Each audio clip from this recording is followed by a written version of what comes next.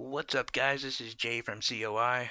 So, there's an interesting story coming to fruition in DC right now involving Roger Stone, Donald Trump, and the DOJ. So, Roger Stone was being sentenced for lying to Congress and for witness tampering. And basically, the DOJ had gotten a hold of the judge who was in charge of the case and said that Roger Stone should get sentenced 7 to 9 years. Well, Donald Trump had a problem with this, and he tweeted at about 1:42 a.m. this yesterday or this morning. It's hard to say. And he basically called it a gross miscarriage of injustice. And I'm paraphrasing, but that's the miscarriage of injustice is totally in there. Anyway, um, lo and behold, about 12 hours later, the DOJ comes out and says, "Hey, we were wrong. Um, we need to reduce that suggestive sentencing." And then a few hours after that, one of the main prosecutors who was going after Stone resigned. A few hours after that, the second one. 2 hours later, all four of them have resigned. And if that doesn't get Orwellian and dictatory enough for you, Donald Trump went to Twitter and mocked the four prosecutors, uh, basically saying along the lines of they were part of the 13 angry Democrats in Mueller. Just a quick note to the president, Mueller is not a Democrat. Mueller is a Republican, a staunch Republican at that. Remember, he got us into the Iraq War. Not really Democrat. But anyway, this is a very shady story and something to definitely pay attention to. Um, this has been the the I don't know the final outcome of an unhinged Trump. He is a invincible Trump, and he is essentially writing a kill list. When I don't mean physically actually kill, but you know what I'm saying. He has his enemies list. He introduced that at the prayer breakfast.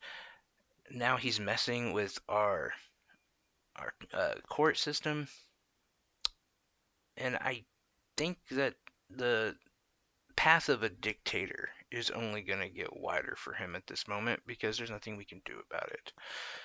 But yeah, it's fine. The elites and establishment, they always get off this way, and that's exactly what's going to happen to Stone and through Trump. But it's something to keep your eye on. I'm sure that this story is going to produce more information as the day goes on. It's hard to say how long it's going to go on, or if we're going to find out more, or if it's all just going to be shut down. I don't believe the House has much power anymore, and I think Trump has the authority to just say, go fuck yourself, essentially. In other news, the New Hampshire primaries were today, and Bernie Sanders won. It was closer than I think that we thought it was going to be. Pete Buttigieg he did great. He really um, he did better than was expected. Uh, Bernie won by about 4,500 votes or so, so it was relatively close. But if you watch CNN or MSNBC, you would guess that Bernie lost and that Pete won. I kept hearing this over and over.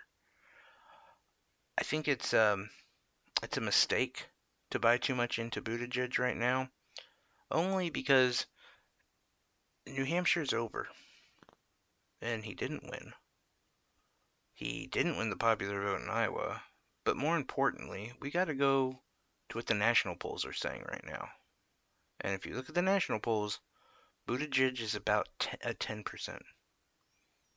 Klobuchar, who is also another media darling, I don't know why, she's about 8%. They're just writing off Biden and Warren right now And that's a huge mistake because the drop off after New Hampshire is significant for Buttigieg and Klobuchar. And we go back to the leader right now is Bernie Sanders, followed by Biden, followed by Warren. Um, the other thing I kept hearing about, and it was namely from your liberal pundits, was about healthcare.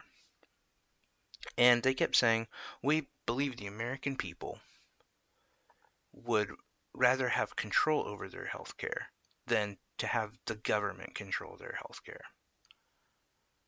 And I think when you frame a question that way, or you frame a statement that way, they're right. Yeah, I believe so. I think the American people really would rather have control over their healthcare over anyone else. And I think that's a fair statement. But we have to first accept the fact that we don't have control over our healthcare. If you've made it this far, I would like you to just put yes or no in the comments. Do you have control over your healthcare? Meaning this, if you get cancer, can you set up your healthcare so it will cover your cancer? So that doesn't bankrupt your family? Yeah, I mean, sure, you buy a healthcare plan. And when you're shopping it, and most of us have no idea what shopping a healthcare plan is because we just get it through work, can't really afford one. But it's kind of getting a cable package. Like you get the big things, like I don't know, MTV or CNN or whatever, ESPN, and that's pretty much in there. That's like your doctor visit, your um, checkups, whatever. Maybe a little bit of a pharmacy plan on there. And then you get your add-ons, like your death and dismemberment. That's like the sports package. The sports package that, like, when you really look into it, it doesn't have any games you want, but you're like, I might need it. Same with death and dismemberment.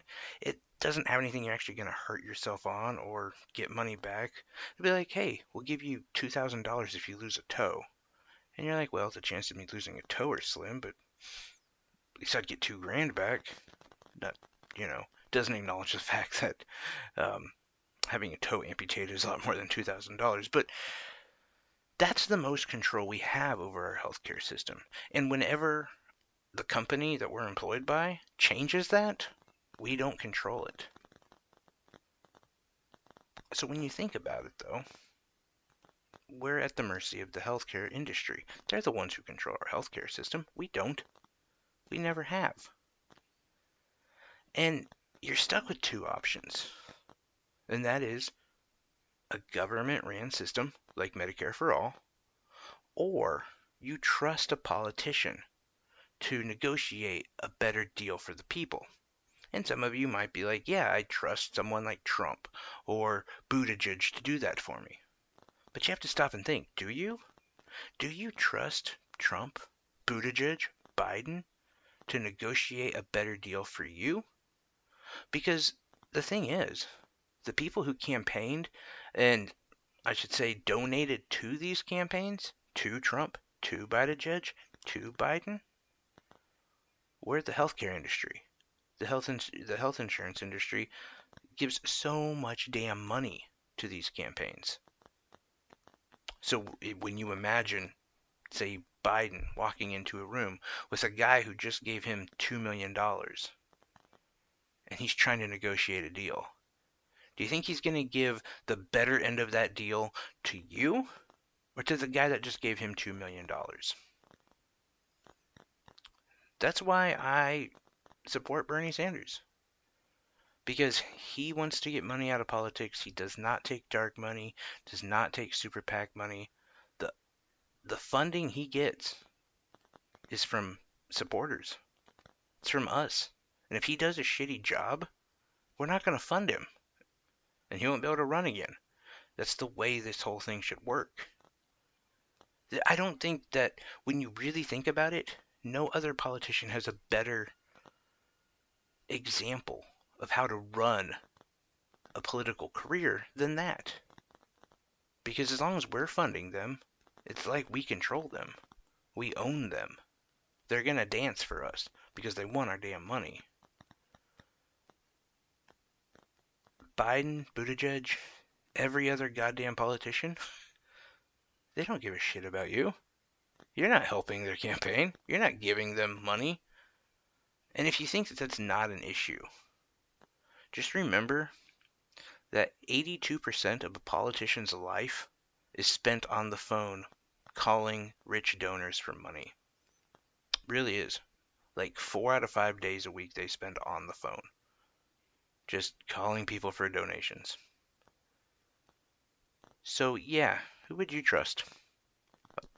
Government option is not honestly my first choice, but it's the best choice right now.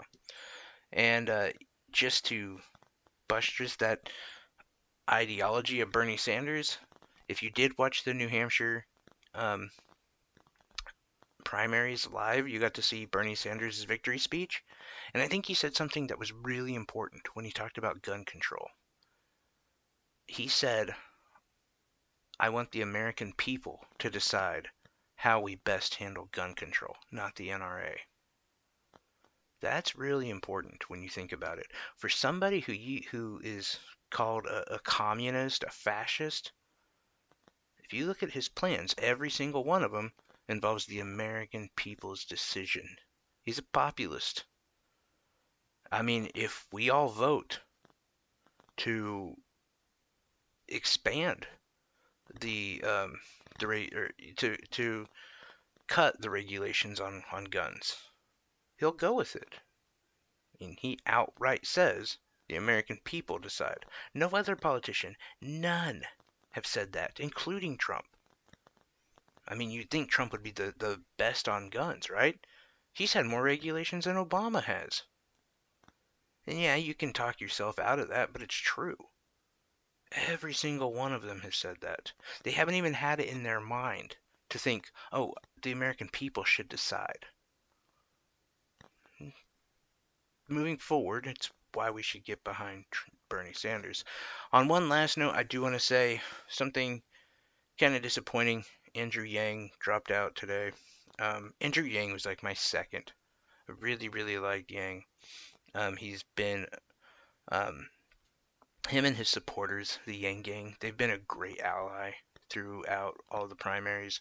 Whenever people would come after us and come after Bernie, the Yang Gang were usually there to be really supportive and to just be like another, uh, you know, another ally in the trenches, so to speak. And so it really sucks to be losing those guys.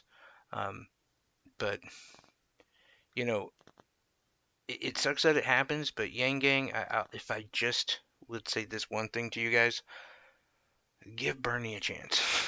If not Yang, the best person to represent his ideology would be Bernie. And if you think about the things that Yang stood for, I mean, none of the other politicians are even on the agreement that our economy's a problem. The only other one talking about it is Bernie. So, just think about it. Vote however you want, but we would appreciate the support too. Anyway, thanks a lot, guys. You have a great evening.